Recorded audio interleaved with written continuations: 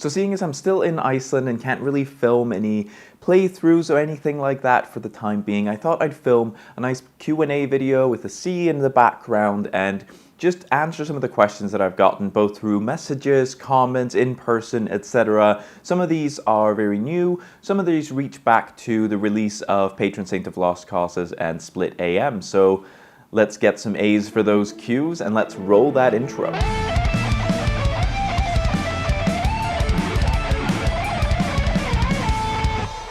Now this first question comes from my good friend Breki, who's the vocalist of a great Icelandic death metal band called Ulfud, and I really recommend everyone checks them out. I will link them in the description of the video. But Breki asked me, how do I choose what kind of vocal technique or style to use for each part of a song? And I hate to give such a vague answer, but it really comes down to what I feel like the song calls for, that part calls for, in the moment I record it. Now when I'm writing the lyrics and I'm listening back to a demo of the song, just instrumentally, I might have an idea of the rhythmic cadence or the vibe that I'm looking to get, but it really could all change in a moment's notice when I get in front of a microphone. And later in this video, I'm going to answer the question of some of the big differences between being a solo act and being in a band, but one of those differences comes in the form that I'm not having band rehearsals, so I'm not getting up in a rehearsal space and trying things out vocally while playing with a band. So really, those vocal experimentations take place while I'm recording mostly. So rather than just practicing standing around in a room or something, I tend to just record myself going through the songs and testing stuff out as I go.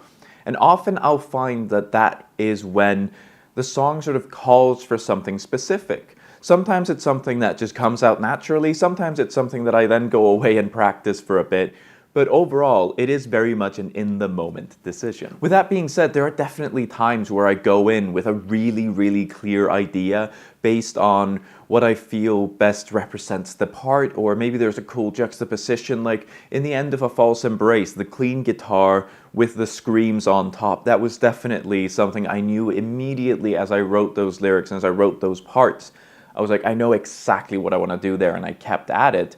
But then there were parts like the In a World sort of pitched scream thing in Neon Veins, where I had a lot of different ideas as I was writing it. I had the lyrics change several times, I had the emphases change several times, and I tested out a lot of different things before I landed on what I thought was the best possible outcome for that part. So, as I said, it's a mix of sort of thinking about it while I do the lyrics and getting to that part. And to add to that, I find myself typically writing lyrics after I write the music, and then while I'm doing that, I'm just sort of sitting there making noises along to a demo, or just sitting there with a guitar or something going, rah, rah, rah, ah, rah, rah. These sort of silly little sounds that are kind of helping me figure out some pitches, some rhythms, that sort of things. But for A Dirge for Dregs, I actually wrote a lot of the lyrics without dedicating them to a specific song. It kind of just came out of the concept and the ideas and the story. But even then, when it came time to actually take some of those lyrics and assign them to a song, I kind of just went through that same process of thinking about those sort of noises and those sort of rhythms and going, oh yeah, well, these lyrics kind of fit that part of the story, and it became a little bit of a jigsaw puzzle, which was really fun, but it was quite different to how I've worked on this sort of thing in the past. And the second question, as promised in the last one, is what is the big difference to me between being in a band and being a solo act? And to be honest, I covered one aspect of it in that sort of meme video where I showed the supportive bandmates and then the obsessive perfectionism and anxiety of working on something on your own.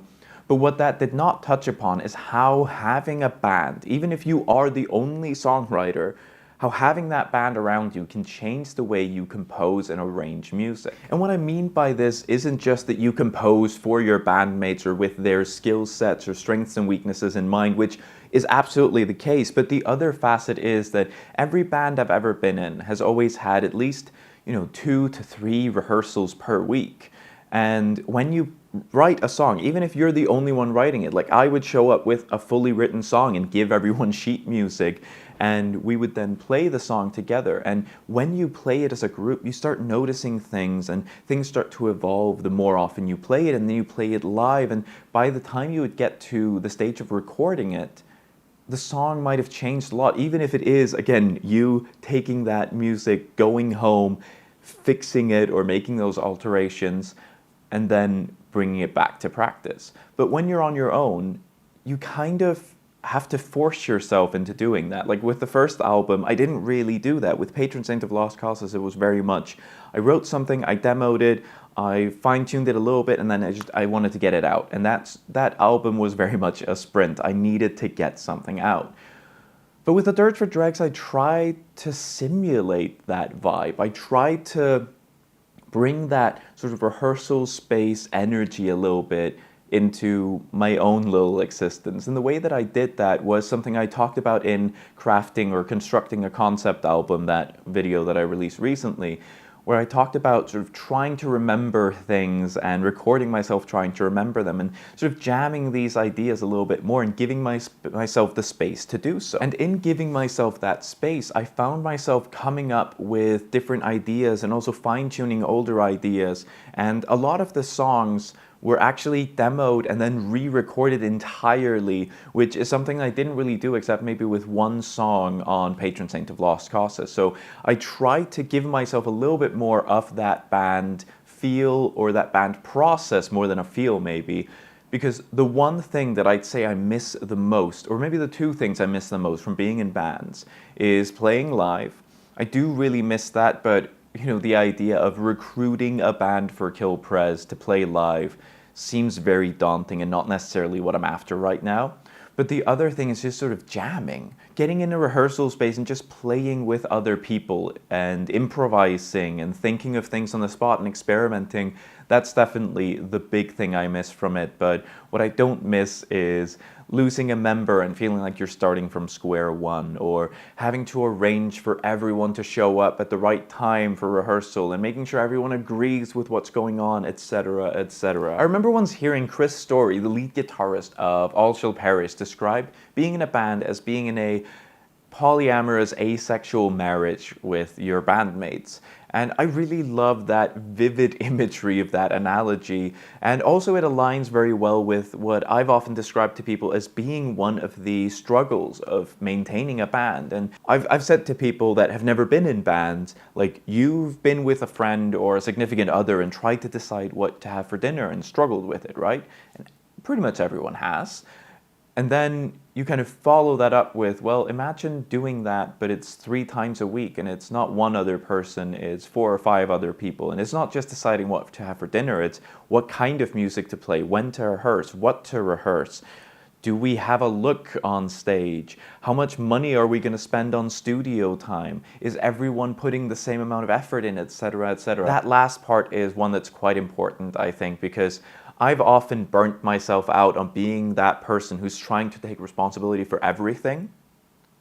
And that's not a good time in the long run. So in an effort to make sure that this Q&A video doesn't get too long, I'll leave this third question as the last question for now, which is from Victor. Quick note from editor John here. I did a couple of different takes of that answer, and this is the one that I felt came out the best, but it's also the only one where I didn't mention Victor's band Beware the Blue Sky, and that's a real shame, because if you are a fan of like cinematic post-rock, you absolutely need to check it out. It hasn't been active for a few years, but the album that they have on Spotify is well worth a listen. So I'll link that along with Ulvud from the first question in the description. So check that out, and I'll let you get back to the video.